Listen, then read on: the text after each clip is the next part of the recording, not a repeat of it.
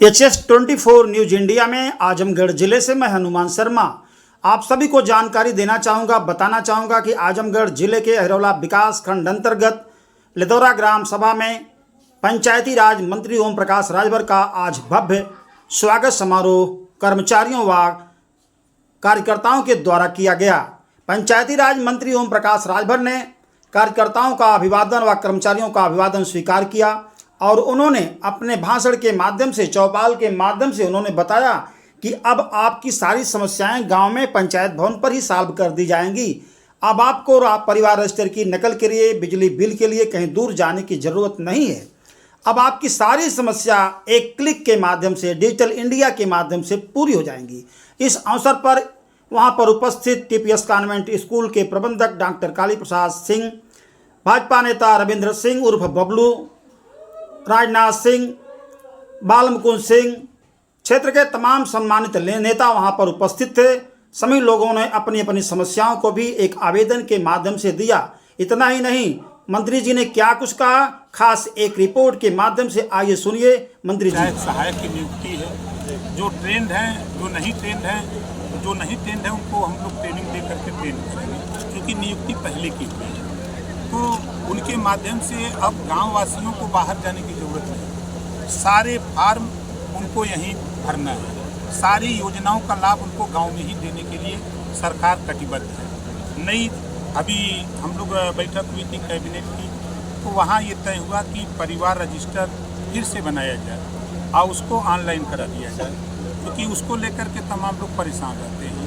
तो बिजली को लेकर के जो परेशानी बड़े पैमाने पर है, तो उसमें जो सूर्य घर योजना के पास हुआ है केंद्र से, उस योजना का लाभ पहुंचाने के लिए हम लोग गांव में समझा रहे हैं कि हम आपके छत पर सोलर पैनल लगाएंगे और वो 75% सब्सिडी पर देंगे।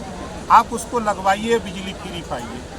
इसकी भी जानकारी हम लोग गाँव तक दे रहे हैं। इसके फार्म हम आपके पंचायत सचिवालय में ही भरवाएंगे। तो ये योजनाओं की जानकारी केंद्र में अगर कानून बने, प्रदेश में कानून बने, तो वो तुरंत उसकी जानकारी हम पंचायत सचिवालय में गांव के लोगों को मिल जाए, ताकि उसका लाभ लेना। जैसे ये सचिवालय की बात कर रहे हैं, अक्सर मान लीजिए अभी तो आप जल्दी ज्वाइन किए हैं मंत्रालय को, अक्सर लोगों को शिकायत रहती है कि सचिवालय बंद रहते हैं। जो सचिवालय गाँव में बने हैं खुले हुए बंद रहते हैं, अक्सर वहाँ कोई मिलता नहीं है। जाते हैं लोग, लौट आते हैं। ब्लॉक पे जाते हैं, वहाँ कोई नहीं मिलता है। सचिवालय पे जाते हैं, वहाँ कोई नहीं मिलता है। अभी तक कोई स्थिति है। अभी अच्छा सवाल आपका है। देखिए, अभी 4 दिन पहले हमने मुख्यालय का प्रेजेंटेशन कराया था। उसमें हमने आदेश दिया है कि आधार आधारित बायोमेट्रिक अटेंडेंस,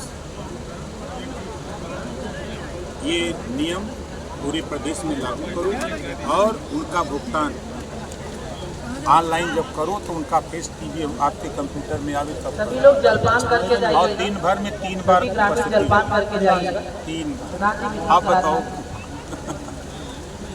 आपने बीमारी बताया, उसको हम ठीक कर दिए।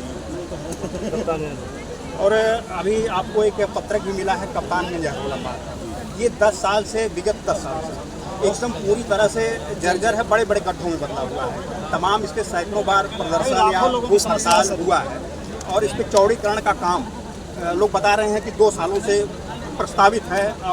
56.52 करोड़ PWD वाले बताते हैं प्रांतीय खंड का है ये इस समय, लेकिन अभी तक उसमें कुछ हुआ नहीं। और महोदय, इतनी समस्या है कि लोग बहुत बड़े परेशान हैं, दुर्घटनाएं आए दिन हो रही हैं। एक काम करिए, आप लोगों से हमारा निवेदन है, इसकी जानकारी किसी साथी ने दिया है, तो थोड़ा आधे पन्ने पर फटा हुआ पन्ना था और उस पर दिया था, तो उसको सामान्य जनता से निवेदन है कि आप लोग अपने स्थान पर बैठे रहें। उसको टाइप करा करके हमको उपलब्ध करा दीजिए, तो हम उस संबंध में विभाग में जानकारी कर लें कहाँ फाइल रुकी है। अगर फाइल रुकी है तो उसको हम आगे बढ़ा करके हम उस काम को चुनाव के पहले, एक जो चुनाव हुआ है इसके पहले, भारतीय समाजवादी पार्टी के लोग, सारे जिले के पूरे विधायक उनके जो भी यहाँ पे पदाधिकारी हैं, सारे लोगों ने यहाँ इस पर विरोध प्रदर्शन और मार्च भी निकाला था, लगभग 4-6 किलोमीटर का। और यहाँ पूरी तरह से विरोध प्रदर्शन हुआ था। और शायद यहाँ के विधायक जो हैं संग्राम यादव जी, वो विधानसभा में सवाल भी किए थे, उनको जवाब कोई नितिन जी को समझ दिए थे, जो PW मंत्री थे, कि बजट अवेलेबल नहीं है। अब वो कह रहे हैं बजट नहीं है, वो तो जी। चले गए दिल्ली। हाँ, अब तो दिल्ली चले गए। अब तो बजट आ जाएगा। हमको सिर्फ उम्मीद यही है लोगों को।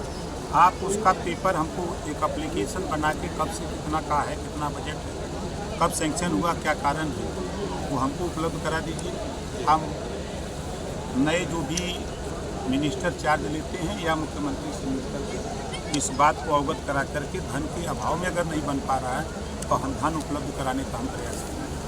8 साल से सर समाज सेवियों के द्वारा धरने प्रदर्शन चल रहा है। 8 साल से आमरण अनशन, धरना प्रदर्शन, रोड जाम, चक्का जाम, सारी चीज़ चल रही है। ये आप जान लीजिए कि वोट कन्वर्ट करने का एक बहुत बड़ा सख्त साधन है। लाखों लोग इस पर जो है, आप लोग कई बार हमसे भी इंटरव्यू लिए होंगे, कई बार लेकिन पहली बार सवाल कर रहे हैं पहली बार, तो अच्छा कम से कम जानकारी हमको भी हुई। हाँ, अभी तक नहीं हुआ। तो हम कोशिश करेंगे, फिर कह रहा हूँ कि आप एक एप्लीकेशन टाइप करा करके थोड़ा हम भी पहल कर लें, देखिए कैसे नहीं होता। सर अंतिम सवाल ये है कि आप प्रदेश के मंत्री जो हैं, इस क्षेत्र के लिए क्या देख रहे हैं? देखिए उम्मीदें हैं हम लोग। नहीं, देखिए अभी जो सरकार की योजनाएं हैं उसकी जानकारी देके हम जा रहे हैं, ठीक है। अभी हम शुरुआत किए हैं और विभाग को अभी आधा अधूरा पढ़ रहे हैं, ठीक है ना। तो अभी चार्ज लिए ही कितना दिन हुआ है, अभी जब तक पूरा पढ़ न लें तो हम छूट नहीं बोलते, ये समझ रहे हैं ना। तो हम काम पे विश्वास करते हैं। हम प्रदेश की बात नहीं, आपने गांव की बात किया, तो हम गांव की बेहतरी के लिए ही बनाए गए हैं। पूरी कोशिश करेंगे कि हमारे नायबी में अभी हमने एक प्रपोजल सरकार के सामने रखा है कि स्मार्ट सिटी, स्मार्ट टाउन बन रहे हैं, दक्षिण भारत में स्मार्ट विलेज बन रहे हैं, तो क्यों न हम उत्तर प्रदेश में भी स्मार्ट विलेज बनाने का काम शुरू करें। हमके ज़िले में हम 25 ही गाँव चिन्हित करें और उसको बेहतर बना के मॉडल प्रस्तुत करें। तो वो प्रस्ताव पास हो गया है, तो हम गांव चयनित करेंगे, हम और उधर भी पहल करेंगे। हो सकता है आपको गांव दे दें। और अखिलेश यादव 27 की तैयारी कर रहे हैं, उसके लिए भी कुछ कहेंगे? आपके मित्र रहे हैं। वो राजनीति है, यहाँ राजनीति। सर